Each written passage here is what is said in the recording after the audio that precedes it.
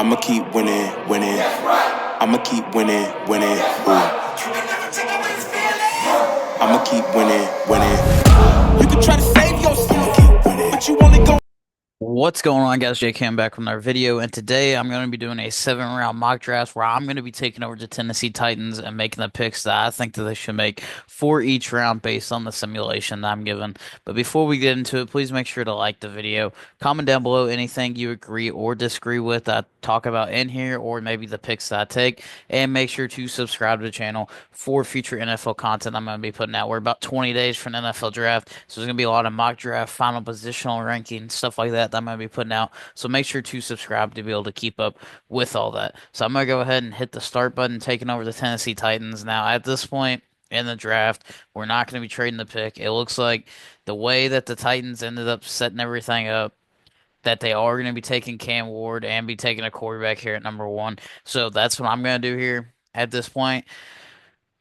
If you're the Titans, you need a quarterback. You have Will Levis, but you're really looking for that guy because Will Levis, over the last couple of years, has proven that he's not really that guy. And Cam Ward, I think, is the number one quarterback in this class just because he has the highest upside. If you're the Titans and you're at number one, you might as well take the player with the highest potential and the highest upside that Cam Ward has. He has that gunslinger type mentality, and he can make a lot of plays. It's just that his issue is that he needs to cut down on a lot of the turnovers. So I'm gonna go ahead and take Cam Ward here. And in that second round on 35, the biggest gap here and biggest challenge for the Titans in this draft is that they have such the big gap from 35 to 103 with them not having that third round pick. So they really need to be able to hit on their first two picks, whether it's going to be another wide receiver in the second round or maybe an edge player ends up falling in one of those areas that they need to be looking at. But they're not necessarily looking for offensive line. They still could get a young little rotational interior piece, but they just paid big money to Dan Moore from Pittsburgh, and they still have J.C. Latham. They brought in Kevin Zeitler, but he's only on like a 1, 2 year deal. So we're gonna take Cam Ward here, let the simulation kind of play out because they really need a quarterback to be able to come in and be that guy for the Tennessee Titans. And Cam Ward is gonna be that guy. They just have to develop him. Get him in that right offense with Brian Callahan and make sure that he ends up cutting down on the turnovers. Hopefully, the game starts to slow down for him a little bit. And as we get to the 35th pick here, at this instance, we're going to be making the pick. And there's a couple spots that's pretty interesting. You still have some offensive line depth, even though you just went and signed some guys. You still do have edge that you could be looking at. I believe James Pierce Jr. went off the board pretty early. Looking at the recap of some of these guys. Mike Green went, Jalen Walker went, James Pierce went 18 Seattle. This actually looked like a usually some of these mock drafts usually aren't the most realistic. This actually looks like it went actually very realistic with how it would go. So a couple spots here at this number 35 pick. This is important because now we have a big jump from 35 to 103 after this pick. So we need to make sure to get our guy. And we're really looking more towards corner or edge. There's not really a lot of receivers there right here that we would take right now. Maybe a Jaden Higgins, maybe a Jack Beach. But it's a little bit early. So I think we're really going to be looking at either any of the edge players or potentially corner. You do have Trey Amos there. You do have Thomas from Florida State. I think the main guy that we're going to be taking that could have gone in the first round and kind of been in multiple spots here in the first two. He has the production and he has the potential. Is Donovan Ezra from Boston College is who I'm actually going to end up taking here for the Tennessee Titans to try to get more of that edge presence. They ended up releasing Harold Landry and he ended up going to the Patriots, so they still need someone to add into that edge pressure group. And Ezra from Boston College is that guy. He had the production throughout college. He was one of the leading sacks in this draft behind Mike Green. He also not only has the production to look at and the stats that went along with it this season, but he also has a lot of potential if you look at him in his tape. And it's mostly his combination between power and his quick first step. This is a guy that's kind of been rising up some boards, and he kind of has some hype right now to potentially go in the first round.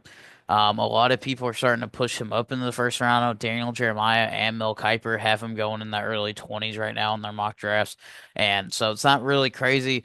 that maybe he could be available here at 35. Maybe he could be taken in the first round area. So that's just kind of really what you're looking at. He could still be taken. He could be off the board. It just kind of depends how it's going to fall. But he has a very high potential for the Titans to be able to take. Now sitting here, after them not having a third round pick, coming in here at the fourth round, there's three main areas that you're really probably looking at to attack. It's either the receiver, corner, or linebacker. And after just taking edge, we're gonna be looking at a couple of the spots. You could potentially go tight end if someone's on the board, like a Harold Fannin, maybe still on the board. But let's go ahead and let's look at receivers. You still do have Calvin Ridley, but here there's not really a whole lot of guys that I'm really liking here at this early fourth round spot. I would rather wait and maybe take a Jimmy Horn or somebody later in the draft. And then we're gonna go and look at cornerback here. Quincy Riley's here on the board. This could be a good spot. Denzel Burks is another good one. This could be a little bit early for them. And if you go and look at linebacker, Barrett Carter is a good option. Mondin from Georgia is a good option. Kobe King is someone we might want to wait for. So this is definitely an interesting spot here. Looking at them, looking at a lot of these guys, they're still on the board. Some of these guys have kind of fallen, like a Deion Walker. Wondering about the Titans on the interior defensive line. They have Trevonde Sweat and Jeffrey Simmons, so you're not really looking for an interior defensive piece there. You could potentially bring in, looking at their roster, looking at another edge piece potentially because you still have Sebastian Joseph Day, but you could still use another edge piece and double dip there after taking a as a Raku. You could potentially get an offensive tackle for the future. And I think that's what we're gonna do. We're gonna take Emory Jones. He's a very big offensive lineman. He's played right and left. And he's a guy that could come in and develop for a year and then sit behind some of them offensive linemen. I know you have J.C. Latham and Dan Moore, but he's a guy that could be looked at to play guard. So he could come in and step and after learning behind Kevin Zeitler, let Kevin Zeitler go, and then he comes in and steps in for him to be able to protect Cam Ward. Now looking at it, we still do have Denzel Burks. That's a good option for this Titans defense. Still do have Quincy Riley. Looking at some of the receivers, you still have Torrey Holton.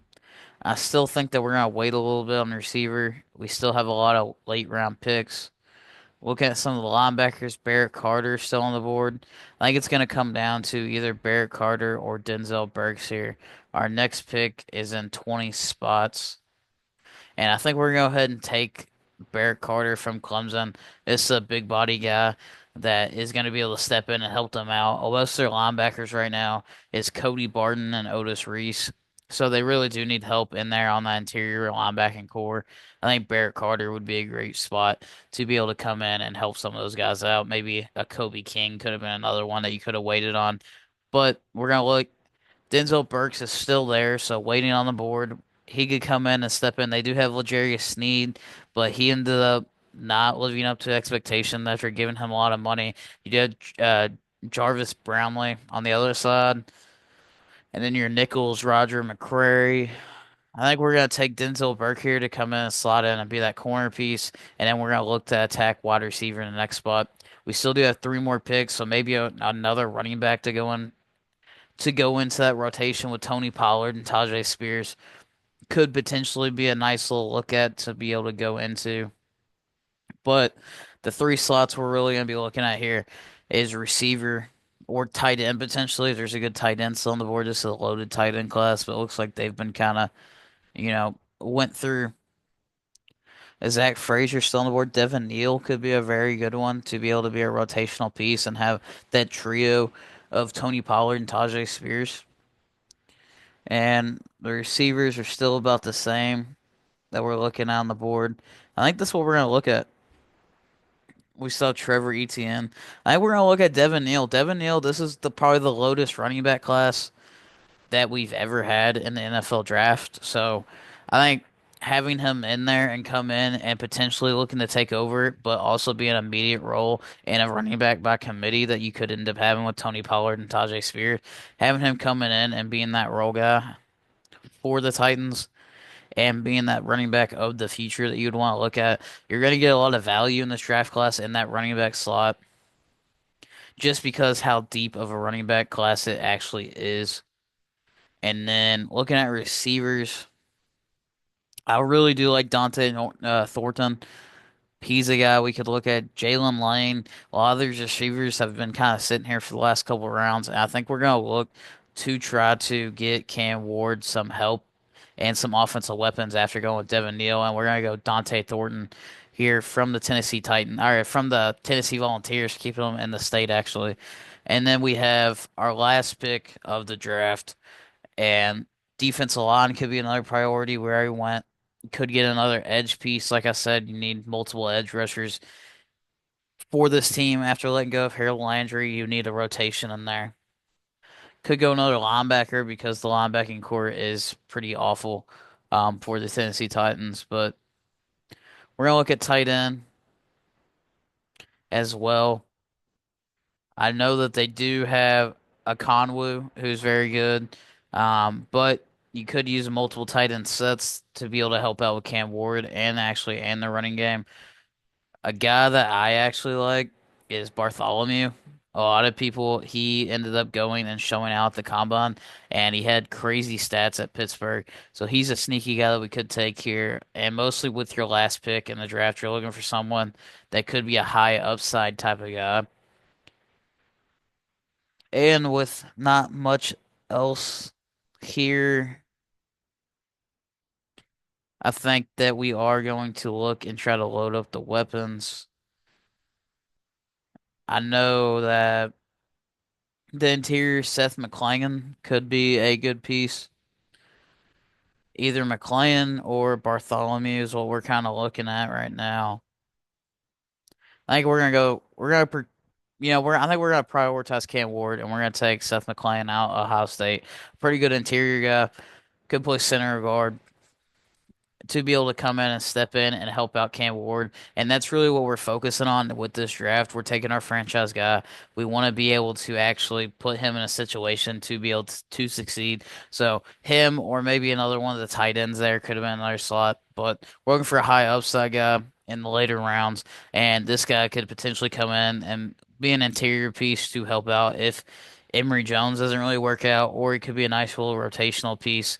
You got Cushenberry that's still getting a little bit older. He's been in the league for a while. If maybe Dan Moore doesn't work out and you can bump Emory Jones out to the left tackle spot, and then McClangan could come in and develop and take over for Kevin Zeitler potentially.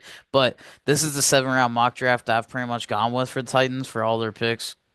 I've done multiple ones of these, and some of the times James Pierce ends up dropping, but I think we did a really good job with Ezra Raku from Boston College, Emory Jones to be able to help up to take to protect Cam Ward. But overall, this is the recap. I think Devin Neal late at 167 was actually a very good pick to be able to come in and be a rotational piece. And Thornton could be a sleeper pick to be able to come in and be a nice complementary piece to Calvin Ridley and to help out Cam Ward. But overall, the Titans are really set up. They could have a really good draft. They just need to make sure if they're going to hit these first 2 picks in their draft just because of that big gap that they have in between there not having a 3rd-round pick. But make sure to like the video, comment down below anything you agree or disagree with I talked about in here, and make sure to subscribe to the channel for future NFL content. Let me know if you guys would like this. As you know, I'm going to do this for every NFL team take over a draft. So maybe if this would turn into a series, if you guys would like that, let me know. But thanks for watching. Yeah, feel like John Moran. Need a triple double. Told him check the stats. Yeah, I got a couple. I don't drop the ball. Now I never fumble. I'm the MVP. Now I feel like Russell. Feel like John Moran. Need a triple double. Told him check the stats. Yeah, I got a couple.